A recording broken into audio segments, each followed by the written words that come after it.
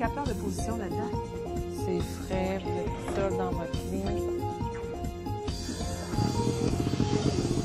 Je suis Frédéric Serriès, pneumologue et directeur du laboratoire de sommeil à l'Institut universitaire de cardiologie et de pneumologie de Québec. L'apnée obstructive du sommeil est une maladie respiratoire fréquente dans notre société moderne. On estime que 24% de la population masculine et 9% de la population féminine entre 30 et 60 ans ont des troubles de leur respiration au cours du sommeil. Ces anomalies sont liées à une fermeture des tissus de la gorge de manière complète ou partielle. Elles ont des répercussions sur la structure du sommeil, mais également l'oxygénation nocturne, avec des répercussions cliniques nombreuses. Des avancées technologiques remarquables ont eu lieu dans la dernière décennie qui ont amélioré notre capacité à faire le diagnostic et diversifier les traitements qui s'avèrent très efficaces. Pour cette raison, et du fait que l'apnée peut s'aggraver avec l'âge, il est important de faire un diagnostic et d'apporter un traitement le plus tôt possible.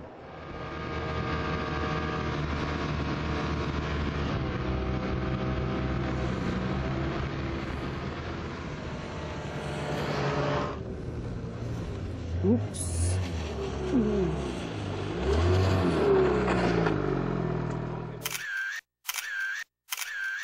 Mon nom est Côme Rousseau, je suis un médecin oncologue retraité. Je fais toutes sortes de sports, y compris la motoneige l'hiver. Et je souffre d'apnée du sommeil.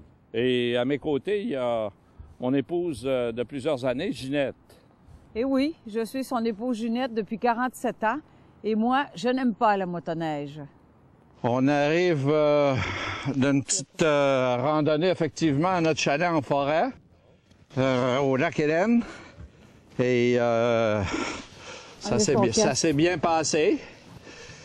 Bien sûr, c'est un sport d'hiver, ça fait qu'il faut prendre nos précautions parce que moi, je dors pas bien. Je fais de l'apnée du sommeil depuis plusieurs années. Maintenant, je dors avec ma machine dont je ne peux me séparer. Au début, il ronflait, comme la plupart des gens. Mais à un moment donné, c'est devenu assez, je dirais, pénible. Moi, je sentais que c'était pénible pour lui parce que souvent, il arrêtait de respirer. Ça durait presque 1 minute et là, j'ai commencé à paniquer. Et je le réveillais constamment parce que j'avais peur au fait qu'il meure. Moi, dans tout ça, je me sentais fatigué, très fatigué, au point que j'ai fait un burn-out à un moment donné. J'ai dû quitter le travail. Y a-t-il une relation de cause à effet entre les deux? Je pourrais pas dire aujourd'hui, mais c'est quelques années plus tard, après mon burn-out au travail, je sentais de plus en plus une fatigue intense. Et là, je pensais sérieusement de nouveau à cesser le travail parce que jusqu'à ce que je rencontre un ami à l'hôpital qui me suggère de faire une expérience en laboratoire de sommeil où on a posé le diagnostic. Ça remonte à 3 ans. Et depuis 3 ans, je dors avec un appareil. Ma fatigue est disparue instantanément. Je m'endors plus au volant. J'ai pas de période de somnolence non plus en fin de journée, comme bien des gens ont.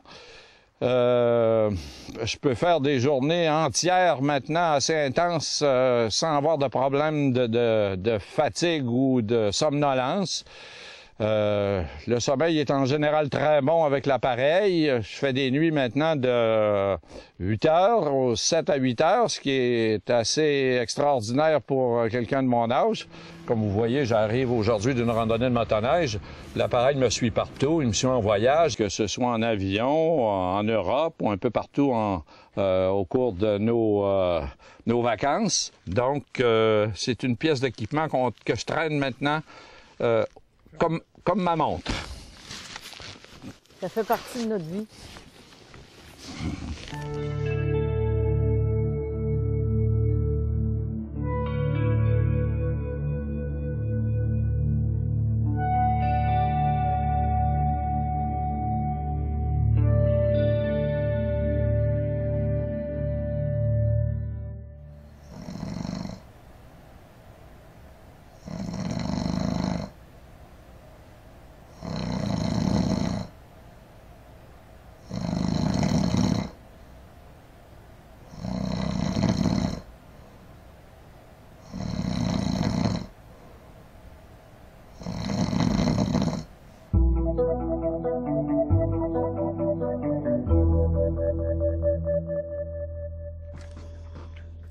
Isabelle Boutin, je suis pneumologue à l'Institut universitaire de cardiologie et pneumologie de Québec et spécialiste en troubles du sommeil. Aujourd'hui, on va réviser ensemble quelques notions d'apnée du sommeil. Qu'est-ce que c'est en fait l'apnée du sommeil? Bien, c'est un ensemble d'arrêts respiratoires répétés qui surviennent lorsqu'on dort. Chez tout le monde, quand on s'endort, vous et moi, nos muscles respiratoires qui maintiennent nos voies respiratoires ouvertes durant la journée ont tendance à se relâcher, se relaxer pour diminuer un peu le calibre des voies respiratoires. Chez la majorité des gens, ça cause aucun problème. Mais chez certaines personnes qui ont des voies respiratoires plus petites de base, ben ça va occasionner un blocage de la respiration la nuit. Pour visualiser un peu mieux l'ouverture et l'origine des voies respiratoires, je vais vous montrer un autre petit graphique que je vous ai préparé. En fait, ici, sur la première ligne en haut, on voit le calibre des voies respiratoires. Chez la personne normale, même s'il peut y avoir eu une diminution des voies respiratoires, on voit que l'air passe librement. Il n'y a pas d'obstruction, de limitation du flot d'air qui est continu. Quand on mesure cette respiration-là avec une canule nasale, on voit que l'inspiration et l'expiration est libre et se fait normalement. Il y a toutes sortes de sévérités, comme je vous expliquais, à l'apnée du sommeil. Si nos voies respiratoires sont un peu plus petites que la normale, dans ce tableau-ci, on voit que l'air passe plus difficilement. C'est comme un bouchon de circulation sur l'autoroute où on a un rétrécissement. L'air passe, mais passe en faisant du bruit. C'est là qu'on voit apparaître le ronflement. Quand on regarde la respiration, on voit que la respiration est plus laborieuse, plus difficile. Puis ça peut être suffisant pour occasionner des petits micro-éveils pour que le patient se réveille. Dans les deux tableaux subséquents, vous voyez que les voies respiratoires diminuent encore plus. On voit apparaître une hypopnée ou même une apnée quand l'air ne peut plus passer du tout, comme on a vu sur la vidéo plus loin. Quand on regarde la respiration, bien, on n'a plus d'air du tout qui passe, on a une apnée du sommeil.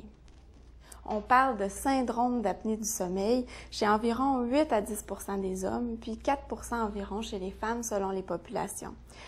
On appelle ça un syndrome quand on a des anomalies respiratoires, plus que 5 fois par heure, associées à des symptômes qui accompagnent ces troubles respiratoires-là la nuit. Les facteurs prédisposants pour faire de l'apnée du sommeil.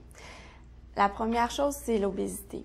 L'apnée du sommeil, ça peut arriver aussi chez les patients minces, en fonction du calibre des voies respiratoires. C'est plus fréquent chez les hommes. Plus on vieillit, plus les tissus se relâchent, s'affaissent, puis on a tendance à avoir plus d'apnée du sommeil avec l'âge. Les gens afro-américains de race noire ou les asiatiques vont avoir un syndrome d'apnée du sommeil beaucoup plus sévère. Puis enfin, dans les facteurs prédisposants, bien, il y a les habitudes de vie qui peuvent contribuer à l'apnée du sommeil. Je me nomme Régent Veilleux, j'ai 61 ans, je suis agent de sécurité et je travaille sur des quarts de travail le jour, le soir et la nuit. Je vous présente mon épouse. Jacqueline Clich, je suis la conjointe de Régent depuis 38 ans et la conjointe d'un ronfleur depuis 38 ans.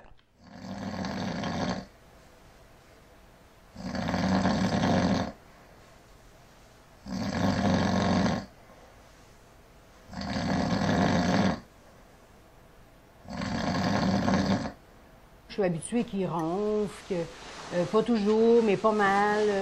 Il a le nez cassé un petit peu. J'ai dit, ça doit être ça. À un moment donné, ça doit être le poids, la grosseur.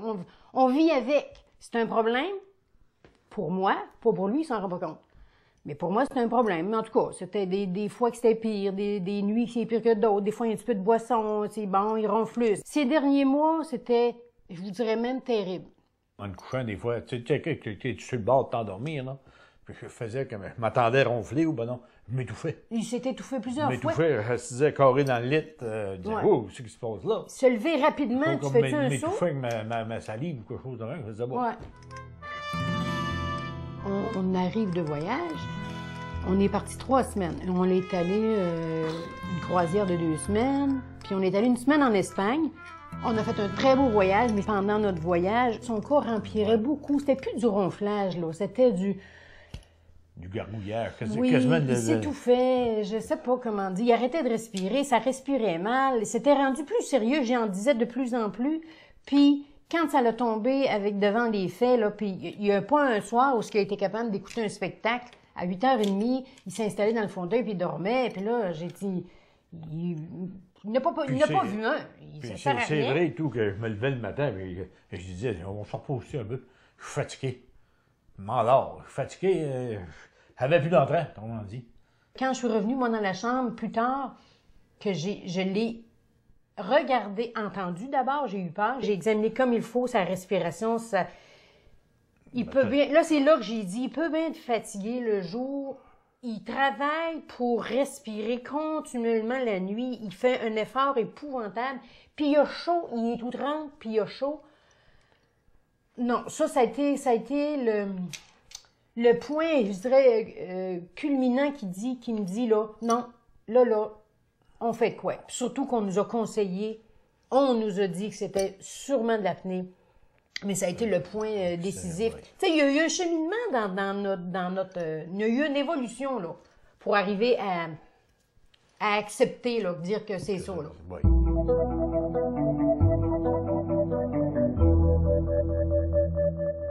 Vous voyez, ici, on a notre sujet qui respire. Vous remarquerez que la respiration se fait par le nez. Donc, il respire, les tissus de la gorge sont ouverts parce que les muscles se contractent. Le sujet inspire, ça se fait normalement. Par contre, ce qui va survenir petit à petit, vous allez voir, c'est qu'on peut avoir une fermeture au niveau des tissus de la gorge parce qu'on a un glissement des tissus progressivement par en arrière. Là, vous voyez ce qui se passe. On a une obstruction partielle qui est en train de se faire, souvent associée à une ouverture de la bouche. Malgré ça, les tissus se ferment. Là, le sujet est en apnée. Il ne peut plus y avoir de débit respiratoire puisque les tissus sont fermés. Il continue à faire des efforts pour essayer de respirer. L'oxygène diminue. Il fait de plus en plus d'efforts et à un moment donné, ces efforts qui sont augmentés, ce manque d'oxygène, cette augmentation du gaz carbonique va faire que le sujet va se réveiller. Ce réveil va activer les muscles au niveau de la gorge. Automatiquement, il y a une reprise de respiration et l'apnée est levée. Donc, c'est ces phénomènes-là, de manière dynamique, qui peuvent survenir des dizaines, des centaines de fois la nuit et qui sont responsables des apnées et de leurs conséquences. En particulier l'hypertension artérielle ou des risques cardiaques. Donc là, on va voir comment est-ce qu'on peut expliquer ce risque cardiaque en association avec les troubles de la respiration. Donc ici, on a un modèle d'une artère et ce qui se passe pendant l'apnée, il y a une augmentation de ce qu'on appelle le tonus sympathique, donc le tonus vasculaire, et qui va augmenter pendant la période d'apnée. Donc vous voyez, ici, on a une diminution progressive du calibre de l'artère liée à une contraction active. Et lors de la reprise de la respiration, ce réveil va brutalement réouvrir le calibre de l'artère et donc augmenter brutalement le flux artériel et donc avoir des à-coups de pression artérielle avec les conséquences au niveau cardiaque et au niveau de l'hypertension qui peut rester élevée en permanence pendant le sommeil et à l'éveil. Est-ce que suite à ça, vous avez des questions? Docteur Seriens, est-ce que l'obstruction peut être assez sévère associée avec les phénomènes là, cardiovasculaires pour entraîner le décès? Bah, c'est une bonne question. C'est sûr que si, à la limite, le sujet ne se réveille pas, on peut imaginer qu'il puisse effectivement y avoir décès parce que le réveil, c'est le mécanisme de protection. Par contre, ce qui se passe, c'est que les réveils que je vous ai montré tout à l'heure, la plupart du temps, on les voit uniquement sur l'électroencéphalogramme. Le sujet n'en a pas conscience, ce qu'on appelle des micro-éveils. Lorsque le sujet en a conscience, c'est quand il se réveille la nuit brutalement, en panique, en train de reprendre sa respiration. Là, c'est ce réveil qui lui permet de reprendre la respiration. Et sitôt qu'il se réveille, parce qu'on se rappelle la définition de la maladie, syndrome d'apnée du sommeil. Donc, ces anomalies-là ne peuvent pas survenir à l'éveil. Donc, en général, chez les personnes qui ont un mécanisme d'éveil normal, ils vont se réveiller à cause de l'apnée et ils ne mourront pas à cause de leur apnée. Ce qui peut se passer, par contre, c'est qu'on vient de voir les complications au niveau cardiaque. Là, ils peuvent avoir des complications comme un accident vasculaire cérébral. On se souvient que les accidents vasculaires cérébraux ou les morts subites surviennent principalement dans la dernière moitié de la nuit. Ce n'est pas un hasard, ça peut être en rapport avec les problèmes cardiaques, les modifications au niveau de la pression artérielle liées à l'apnée du sommeil.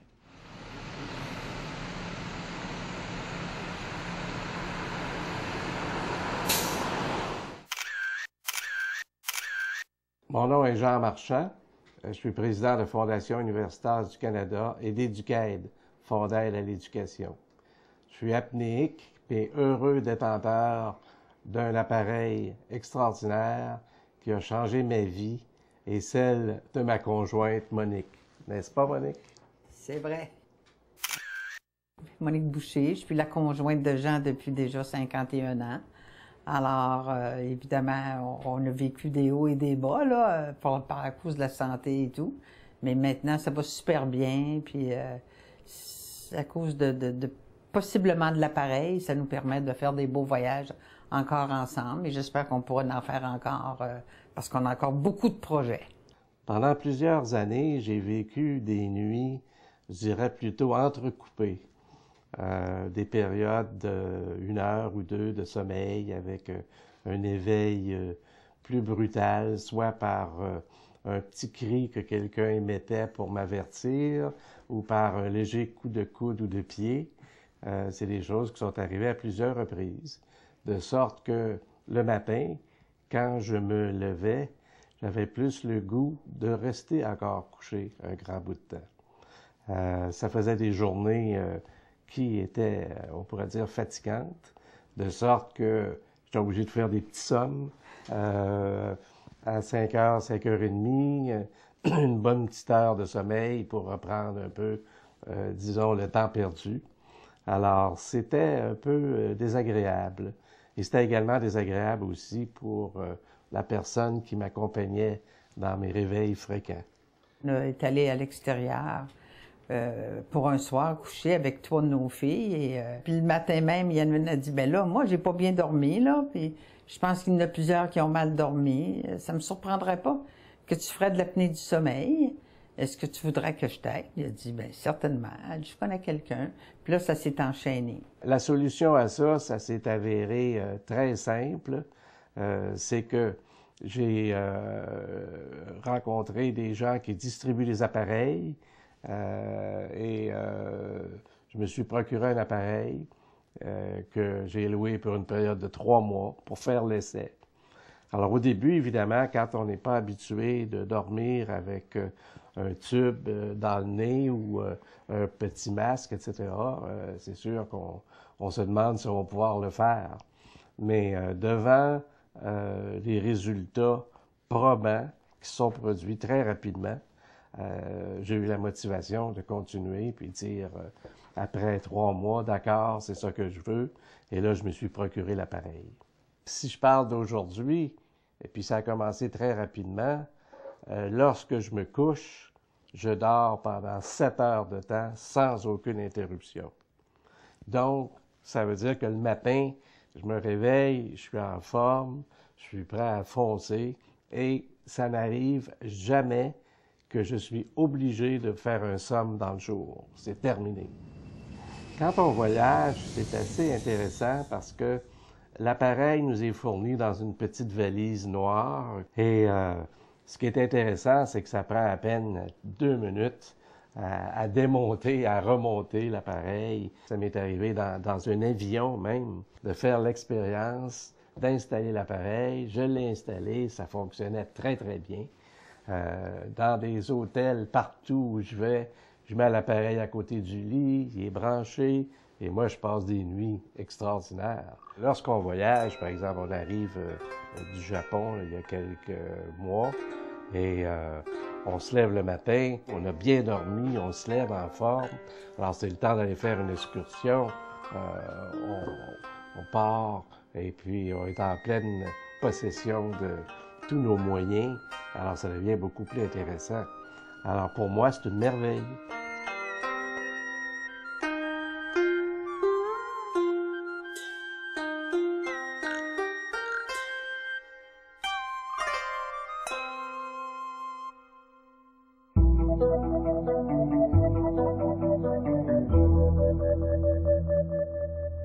On a 3 grandes catégories de symptômes qu'on va reviser ensemble.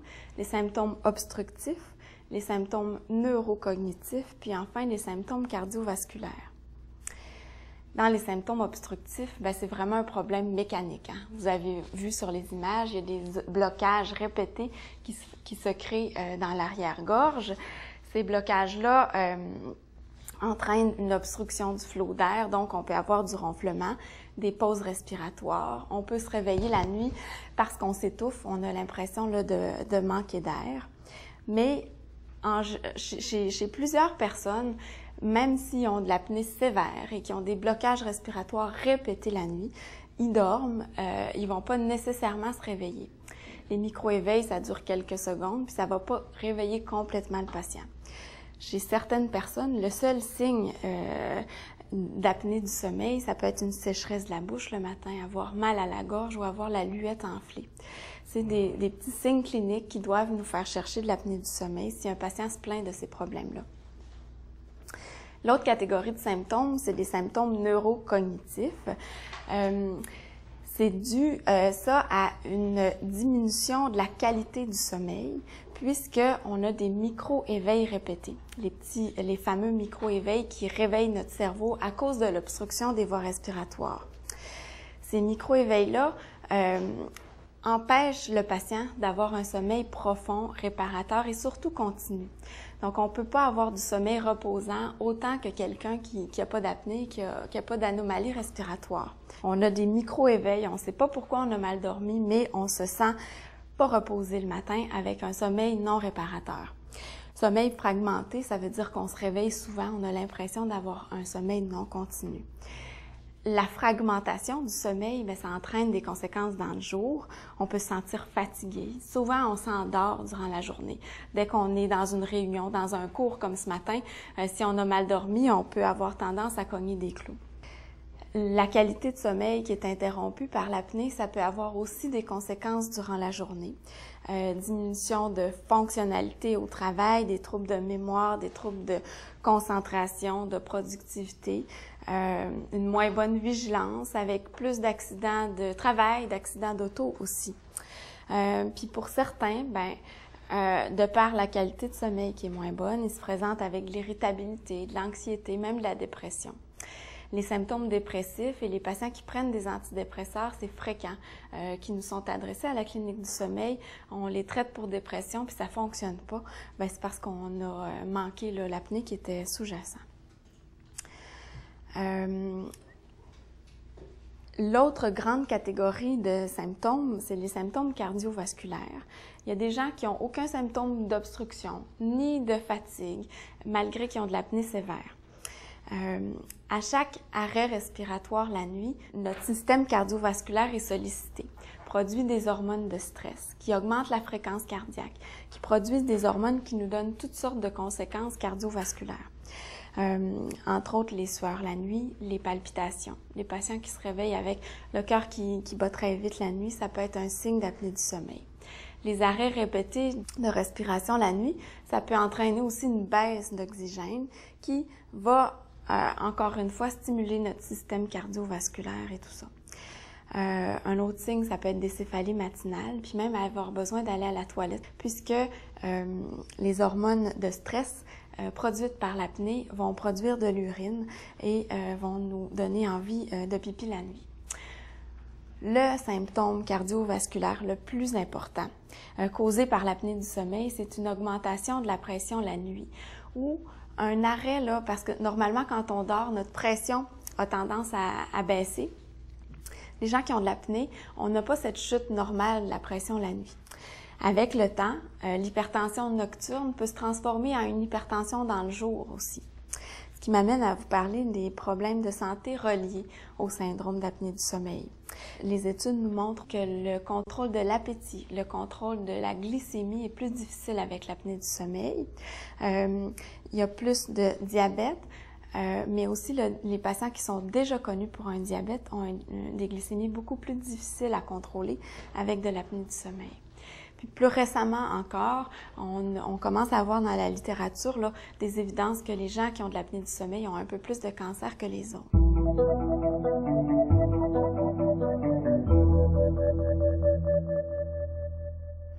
Je m'appelle Sylvie Blanchet, je suis une allothérapeute certifiée en sommeil à l'IUCPQ de Québec. C'est moi qui installe les gens pour leur test diagnostic pour l'apnée du sommeil. Ça va être ici votre test, Monsieur Mailloux. Vous pouvez vous asseoir sur la chaise au fond. Je vais avoir quelques questions à vous poser pour commencer. Donc, moi, je m'appelle Sylvie, je suis une allothérapeute.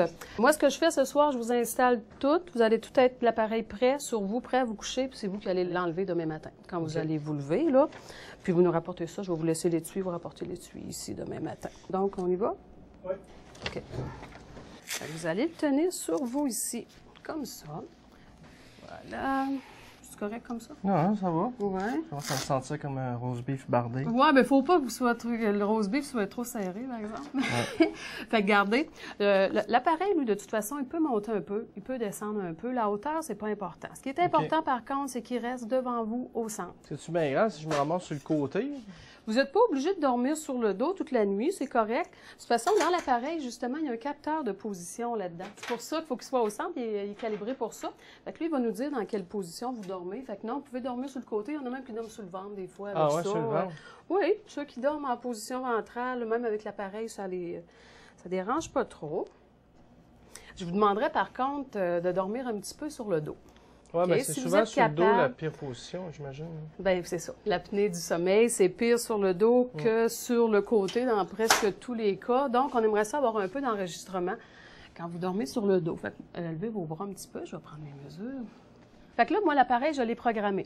Donc, il part automatiquement, il arrête automatiquement aussi. Vous n'avez aucun bouton à peser, ni ce soir, ni demain matin. Ça, c'est la bande élastique qui va aller ici au thorax. Vous allez le tenir ici. Moi, je vais le passer en dessous de votre bras, je fais le tour.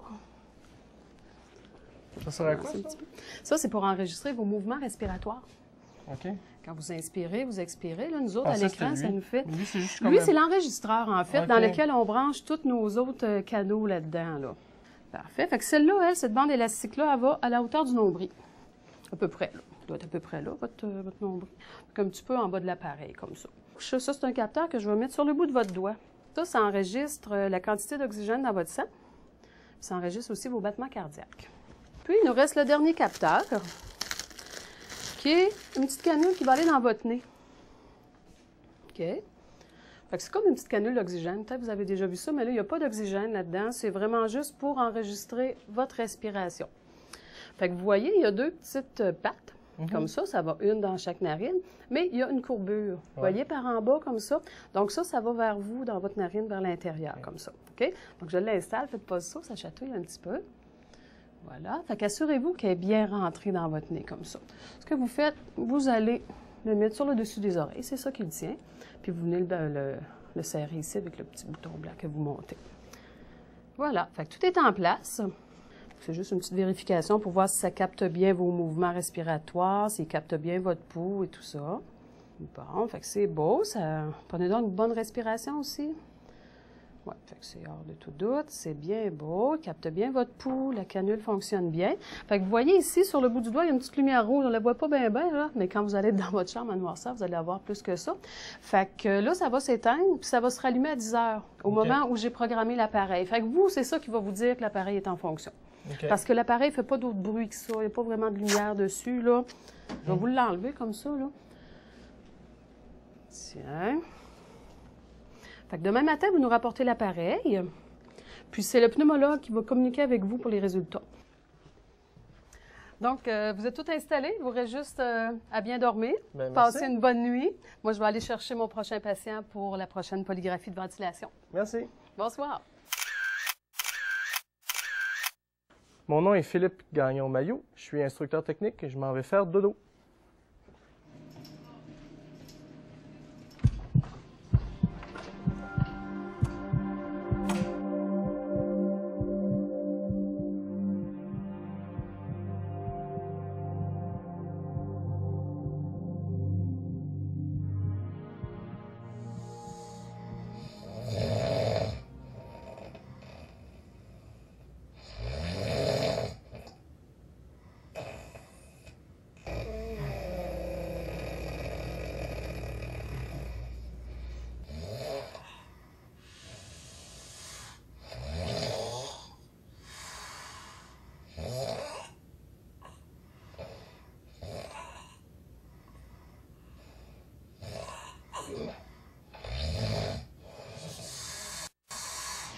J'ai le résultat du test, puis ça confirme en fait que vous avez de l'apnée du sommeil.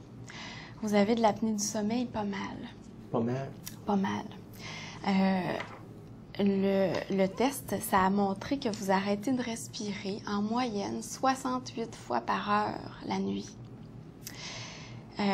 Les anomalies de votre respiration, ça survient surtout quand vous êtes sur le dos, où on remarque qu'il y a à peu près 100 arrêts respiratoires à l'heure. Pourquoi c'est important de s'occuper de ça? C'est que 68 fois par heure, votre cerveau est réveillé par un arrêt respiratoire ou une diminution importante de la respiration, ce qui entraîne vos symptômes de fatigue, de manque de concentration, puis la sensation de manquer d'énergie. Mais sur le dos. Surtout quand vous êtes sur le dos, effectivement. Mais j'ai l'impression que je dors beaucoup sur le côté.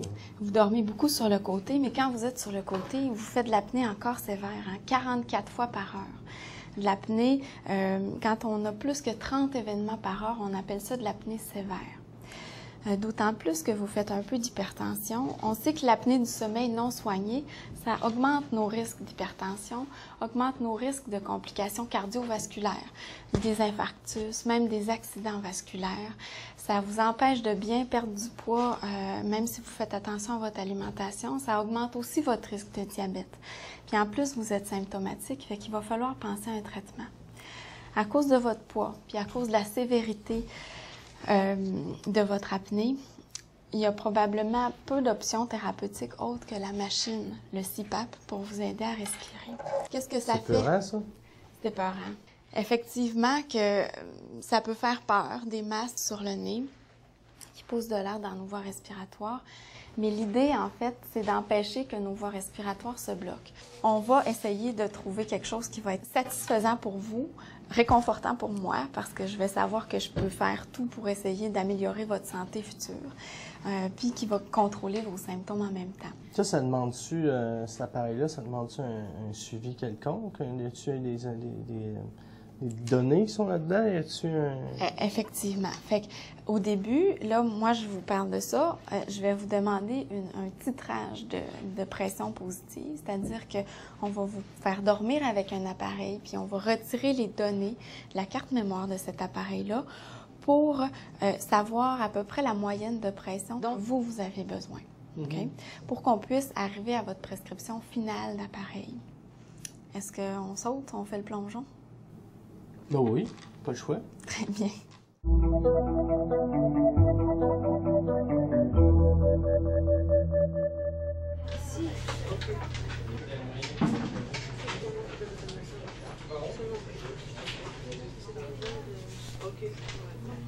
Je vais voir quand vous rêvez, quand vous êtes en stade léger de sommeil ou en stade profond de sommeil. Puis lorsque votre cerveau se réveille aussi, je vais pouvoir identifier pourquoi votre cerveau se réveille. C'est-tu à cause d'une anomalie respiratoire, un mouvement de jambe, un bruit? Je vous place un capteur au bout de votre doigt qui va venir prendre votre taux d'oxygène dans le sang pendant que vous dormez. Parce que lorsqu'on arrête de respirer, parfois le taux d'oxygène diminue. Alors, c'est ça qu'on va enregistrer. Maintenant, je vous installe 2 électrodes pour enregistrer votre fréquence cardiaque. On peut-tu vraiment dormir avec tout ça? Oui, on le souhaite. OK, Madame Delisle, vous allez ouvrir les yeux. Sans bouger la tête, vous allez regarder vers le haut. Maintenant, respirez seulement que par la bouche. Maintenant, vous allez arrêter complètement de respirer. Là. On respire plus du tout, du tout. Donc là, on va avoir une ligne droite partout. Ça, c'est notre signal de respiration. C'est beau, respirez normalement. Alors, on est prêt pour dormir. Êtes-vous confortable? Oui, ça va. À demain matin. À demain. Je m'appelle Annie Caron, je suis technicienne en électrophysiologie médicale. Je travaille en polysomnographie à l'Institut universitaire de cardiologie et de pneumologie de Québec. À 6 heures le matin, on a environ 7 heures de sommeil. Et en début de nuit, elle était couchée sur le côté à ce moment-là. Ce qu'on remarque chez elle, c'est en sommeil profond, elle a commencé à faire des mouvements de jambes répétitifs avec du ronflement et une limitation là, au niveau de la respiration. Avez-vous bien dormi? Un peu comme d'habitude. Un peu comme d'habitude, bon. Je suis Jacques Laforge, je suis pneumologue et je m'occupe activement d'apnée du sommeil. Ici, ce matin, je suis avec une résidente pour discuter d'un cas d'une patiente qui est porteuse d'un syndrome d'apnée du sommeil. Bonjour. Bonjour. Alors, ici, on a Mme Delisle qui est venue passer une nuit parce qu'elle a eu un enregistrement ambulatoire qui était dans les limites de la normale.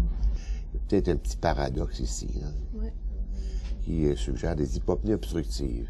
Et on note aussi des baisses légères de la saturation, 87, 88. Des hypopnées qui ont quand même des répercussions, des hypopnées qu'on dit désaturantes. On va l'expliquer à madame. Oui. Bonjour, Mme Delisle, Dr Laforge. Ça, c'était le gars de vous, résident. Bon, on a vu votre tracé de sommeil qui nous montre quelques anomalies. Il n'y a pas véritablement d'apnée comme telle, mais il y a des baisses de ventilation qu'on appelle des hypopnées.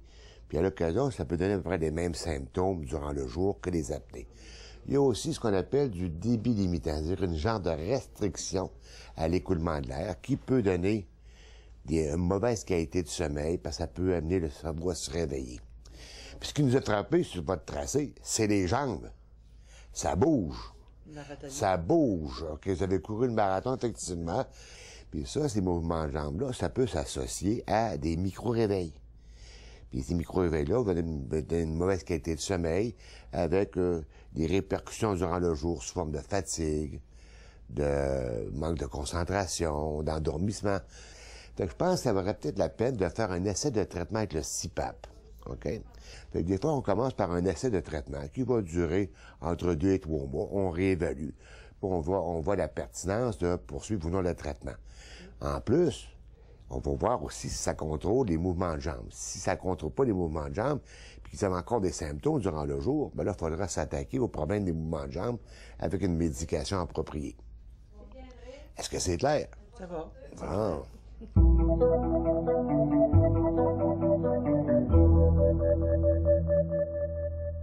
Monique Pelletier, inhalothérapeute pour Biron Soins du sommeil. Aujourd'hui, je m'apprête à faire l'enseignement initial, le choix et l'utilisation d'un appareil à pression positive pour traiter l'apnée du sommeil. L'appareil, on appelle ça un appareil à pression positive continue, c'est que l'appareil va pousser une pression d'air dans vos voies aériennes supérieures. Il va maintenir vos voies ouvertes et vous allez respirer librement. Ce n'est pas un respirateur, ça ne donne pas d'oxygène, c'est un compresseur sophistiqué, ni plus ni moins. J'ai 3 équipements qui s'offrent à vous pour la prescription du médecin. On va aller choisir ça, on va choisir le masque. L'appareil, c'est pas un problème pour vous de s'habituer à ça, je suis convaincue de ça. Le défi, c'est plus le masque. Alors là, on va faire le choix de l'appareil. Après, on s'occupera du masque. Vous allez voir, ça va bien fonctionner. Venez avec moi. Les 3 appareils vont être reliés à un masque. Et ce masque-là, il va être relié avec une tubulure chauffante. L'humidificateur chauffant, il est important parce que c'est de l'air qui va être propulsé dans vos voies aériennes supérieures. Okay. Votre nez, il faut qu'il prenne l'air ici en général, que vous soyez n'importe où au Québec, n'importe quelle saison, il faut qu'il amène l'air à peu près à 30 degrés ici. Filtré, réchauffé, humidifié, pour que ça protège vos voies aériennes. Alors, l'humidificateur, il va aider le nez à faire son travail. Puis c'est-tu n'importe quelle eau? Non, il faut absolument mettre de l'eau distillée ou déminéralisée. C'est essentiel parce que cet air-là va être filtré, réchauffé, là. Fait que quand vous allez respirer ça, c'est important qu'il n'y ait pas de minéraux. Okay. Puis l'eau du robinet, ben on sait qu'il peut y avoir des bactéries comme ça. Imaginez sur une petite plaque chauffante, là. Okay. Ils vont se faire un malin plaisir de se reproduire entre eux. L'appareil, je suis sûre que vous n'aurez pas de difficulté avec ça. Je vais vous aider. Le défi, c'est vraiment le masque. Alors, vous êtes un défi de taille, vous avez une moustache. Okay. Pour un inhalothérapeute, ça représente un défi. Okay? Mais j'en ai vu d'autres. OK? Bon. Soyez pas inquiets. Mon nom est Régent Pinault, je travaille pour le groupe SML. On m'a diagnostiqué l'apnée du sommeil, puis j'ai choisi mon appareil, puis là, présentement, je suis en attente pour choisir un masque qui va me convenir. Je vous mets ça, ça va probablement vous chatouiller un petit peu les premières secondes. Puis après, là, quand on aura choisi le masque, je vais vous montrer comment le mettre, l'enlever vous-même. Alors, on va relier ça à ça ici. La tubulure, on la met là. Je vais partir l'appareil. Ça va être important, monsieur, de se concentrer à respirer que par le nez, OK? On y va doucement. On ferme la bouche. Là, vous allez avoir l'impression de combattre une résistance de pression. Allez-y doucement, détendez-vous.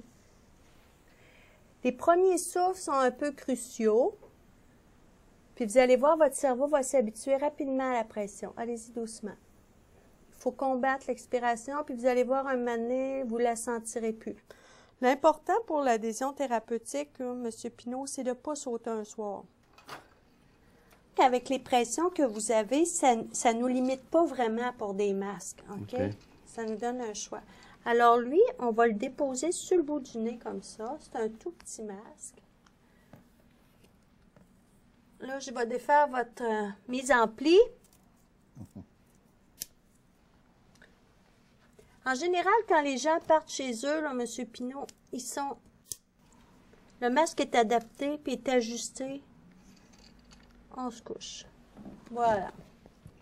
Si vous avez des questions, des problèmes, des difficultés, des angoisses, n'importe quoi, vous avez ma carte, vous avez mon numéro de boîte vocale, vous avez mon adresse courriel, une question, posez-la. Il ne faut pas attendre que ça devienne trop gros, insurmontable. Quand on va avoir pris la vitesse de croisière et que tout va bien aller, je vais vous faire revenir. On va faire un rapport qu'on va envoyer à votre médecin, votre pneumologue. Puis là, s'il y a un ajustement à faire au niveau thérapeutique, il va le faire là. Moi, ce que je veux, c'est que l'appareil traite votre apnée. C'est ça qui est primordial. OK? Puis on va s'assurer qu'on fait ça. C'est bon. C'est bon? Oui.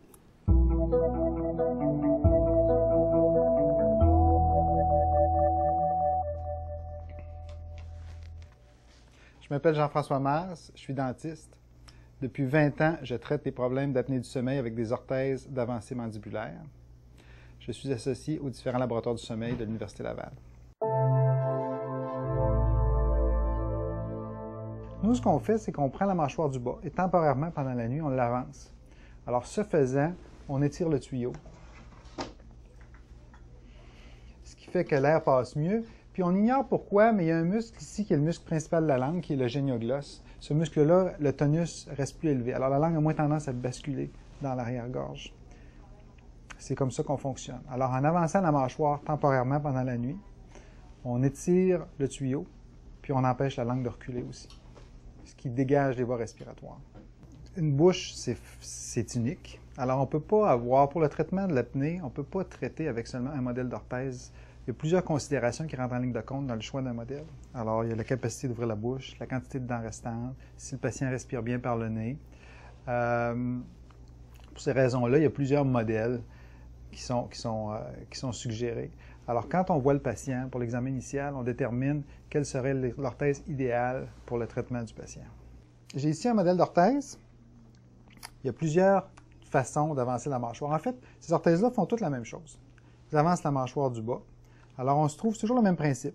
On a deux coquilles, une pour la mâchoire du haut, puis une pour la mâchoire du bas, puis on a plusieurs mécanismes d'avancement, dépendamment de l'orthèse. Celle-ci, le mécanisme d'avancement est sur les côtés.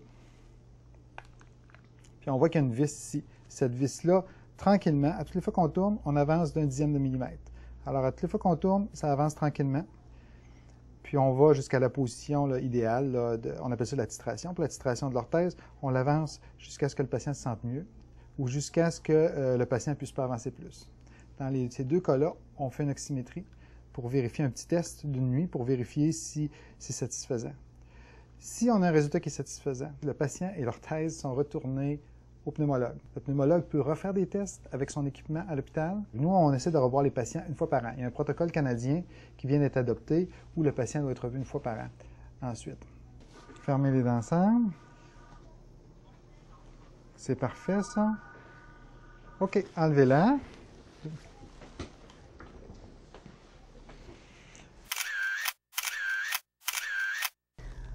Mon nom est Thérèse Couture, je suis acupuncteur et puis depuis 26 ans et puis je me suis aperçue que j'avais un problème d'apnée du sommeil et j'ai utilisé un CPAP durant 9 mois. Ensuite, j'ai passé d'autres examens pour vérifier où était l'obstruction et c'est là qu'on a découvert que c'était plus un problème au niveau de la base de la langue qui obstruait le passage là, la nuit.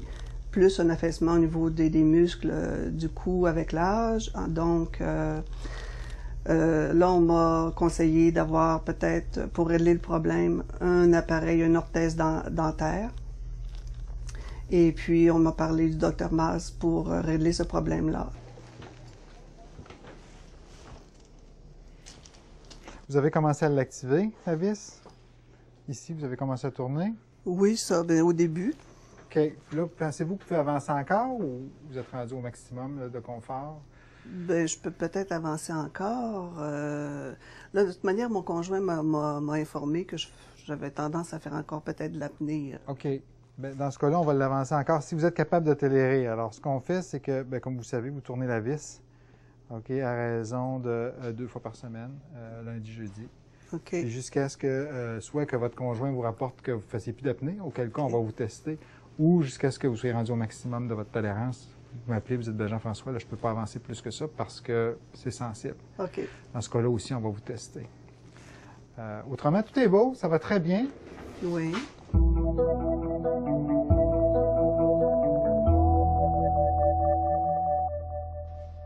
Je m'appelle Jean-Philippe Vézina, je suis chirurgien otorhinolaryngologiste. J'ai fait à Paris une surspécialité en chirurgie des troubles respiratoires du sommeil. L'ORL entre en jeu dans le traitement des problèmes respiratoires du sommeil, surtout dans les cas qui ont mal répondu ou qui sont réfractaires au CPAP. Le premier rôle de l'ORL, c'est d'évaluer les voies aériennes supérieures pour déterminer les régions qui sont obstruées et qui peuvent contribuer à l'obstruction. Pour les patients chez qui on a tout essayé pour le CPAP et que ça ne fonctionne pas, on peut avoir dans certains cas recours à des interventions chirurgicales qui vont avoir pour but de guérir l'apnée du sommeil. Ce qu'il faut garder en tête, c'est que la chirurgie est en général beaucoup moins efficace que le CPAP pour traiter l'apnée du sommeil. Donc, on va de façon générale diminuer la quantité d'apnée que les patients font sans les éliminer complètement. Donc, c'est important d'en discuter avec les patients avant. La plupart des interventions chirurgicales sont ciblées sur une zone d'obstruction en particulier, ce qui veut dire qu'il faut qu'on identifie cette zone d'obstruction-là avant de procéder à l'intervention, évidemment, pour maximiser le taux de succès. Globalement, les 2 régions principales qu'on va traiter chirurgicalement sont la région derrière la base de langue et la région derrière le voile du palais. Dans les cas d'obstruction de la base de langue, on a plusieurs interventions qui peuvent nous permettre de soit réduire la taille de la langue elle-même, ou d'avancer la boîte osseuse de la mâchoire pour donner plus d'espace à la langue. Quand le site d'obstruction est situé derrière le voile du palais, on a également plusieurs interventions disponibles qui vont nous permettre à la fois d'avancer le palais et d'élargir l'espace qui est situé derrière le palais pour améliorer la perméabilité. L'intervention chirurgicale qu'on pratique le plus souvent pour guérir l'apnée du sommeil consiste à retirer les amygdales, à rétrécir la taille de la luette et à repositionner le voile du palais pour élargir l'espace qui est situé derrière. Dans certains cas particuliers, on peut avoir recours à une intervention plus élaborée qui est réalisée en collaboration avec nos collègues en chirurgie buccale maxillofaciale. C'est une chirurgie qui va nous permettre d'avancer les os de la mâchoire. En élargissant la boîte osseuse, on peut élargir l'espace qui est situé derrière la langue et le voile du palais à la fois. C'est une chirurgie qui va nécessiter d'avancer les os de la mâchoire et du tiers moyen du visage. Les interventions chirurgicales, évidemment, doivent être toujours réalisées dans un contexte de collaboration multidisciplinaire. C'est très important, après l'intervention, de procéder à une réévaluation de l'indice d'apnée-hypopnée par une polysomnographie.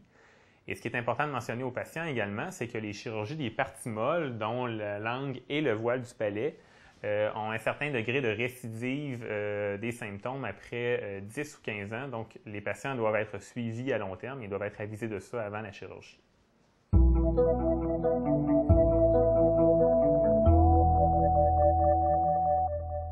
Il ne faut pas oublier que la plupart de nos patients ont un certain excès de poids et que cet excès de poids contribue à la survenue et à la gravité de l'apnée.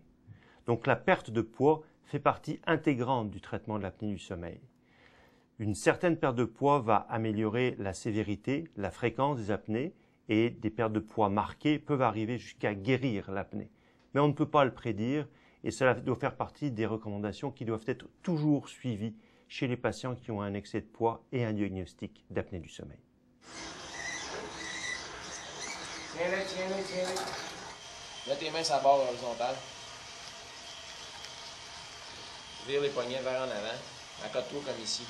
Eh mon Dieu. Lis les coudes. Yves Morin, 46 ans, qui souffrait d'apnée du sommeil sévère, qui avait un surplus de poids énorme. Maintenant, j'aspire à être cycliste. Regarde en avant.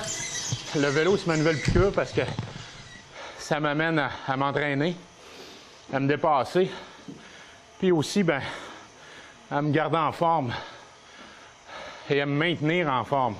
Ça n'a pas toujours été comme ça. Les bras. Parce qu'il y a un peu plus d'un an, Les bras. un an et demi, en fait, Descends les talons. j'ai été diagnostiqué pour l'apnée du sommeil.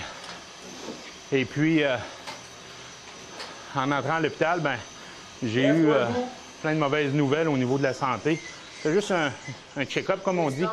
Et puis, on a diagnostiqué ben, la pression très élevée, le diabète, le cholestérol, puis plein de petites choses comme ça qui faisaient que ça allait pas vraiment bien. Et puis, le médecin m'a demandé si je faisais de l'apnée du sommeil, ce que je savais pas. Et on m'a suggéré de voir un médecin spécialisé dans le domaine. Puis, on a diagnostiqué à ce moment-là que je faisais de l'apnée du sommeil très sévère. Et à ce moment-là, je pesais 330 livres. Et mes conditions physiques étaient vraiment médiocres. Et puis, suite au diagnostic, bien là, on m'a prescrit une machine. Dans mon cas, ça a été un BiPAP. Et puis, on m'a demandé de coucher à l'hôpital pour pouvoir ajuster cette machine-là. Et dès la première fois où j'ai couché avec la machine, bien, ça a été une révélation pour moi. J'ai dormi comme un bébé. Ça faisait des années, en tout cas, que je croyais dormir, mais que je dormais pas. Et là, ça a été la révélation. J'ai dormi là. Le matin, ils ont été obligés de me réveiller. Monsieur Morin, réveillez-vous, parce qu'il devait faire une prise de sang pour pouvoir voir le taux de gaz carbonique dans mon sang. Et puis, dès cette première nuit-là à l'hôpital, ça a été pour moi là, superbe. Je suis retourné à la maison durant le jour. J'avais de l'énergie. Ça s'est continué pendant 3 nuits à l'hôpital. Puis dès ces 3 premières nuits-là, même ma famille s'en est rendu compte.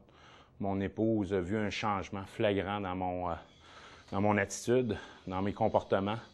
Déjà, à ce moment-là, moi, j'ai senti quelque chose, mais je pense que ça s'est reflété au point de vue de la famille aussi. Et dès cette première semaine-là, tout de suite, il y a eu une perte de poids, une première perte de poids. L'année précédente, je m'étais inscrit dans un studio d'entraînement. Puis au bout de 3 mois, j'avais perdu 3 livres. J'avais tout abandonné. J'étais découragé. Puis dès cette première semaine-là, avec ma machine à la maison, ça a été 7 livres en moins. Juste le fait que je dormais, je me levais reposer. J'avais de l'énergie. Je faisais mes tâches journalières. Puis j'en faisais toujours un petit peu plus. Alors, dès la première semaine, 7 livres en moins, on se dit, peut-être la semaine prochaine, on pourrait se rendre à 10. Puis la semaine prochaine, au lieu d'en perdre 3, bien, je n'ai perdu 5. Et ça a été conducteur pendant les 11 premiers mois où j'ai atteint mon 100 livres. 100 livres de perte de poids. Faut reprendre tes bras avec tes jambes.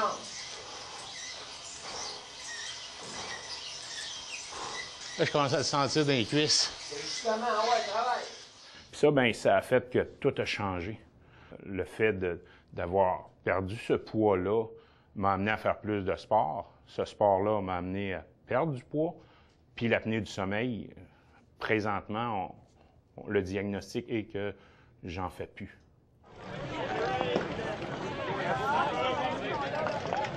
On va faire le défi Pierre Lavoie. On va faire les 135 km à vélo. Il y a un mois, je voulais même pas en vélo. J'avais jamais eu un vélo de ce type-là. Là. Le dernier vélo que j'ai eu, je pense que c'était un 10 vitesses quand j'avais 15-16 ans à ce moment-là.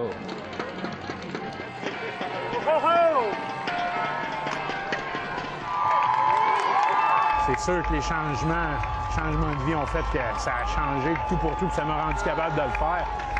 L'entraînement, la motivation, toute cette gang-là qui sont là, c'est sûr que c'est motivant, ça n'a pas de bon sens.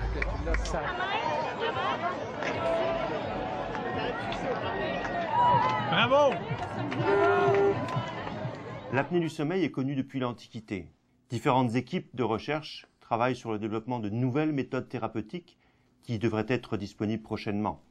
On pense aux différentes méthodes de stimulation électrique des muscles des voies aériennes, à la rééducation de ces muscles ou à l'avènement d'autres méthodes appliquant des différents niveaux de pression dans les tissus des voies aériennes. Donc on peut conclure que mieux comprendre l'apnée du sommeil, c'est mieux la traiter, mieux la guérir, mieux vivre.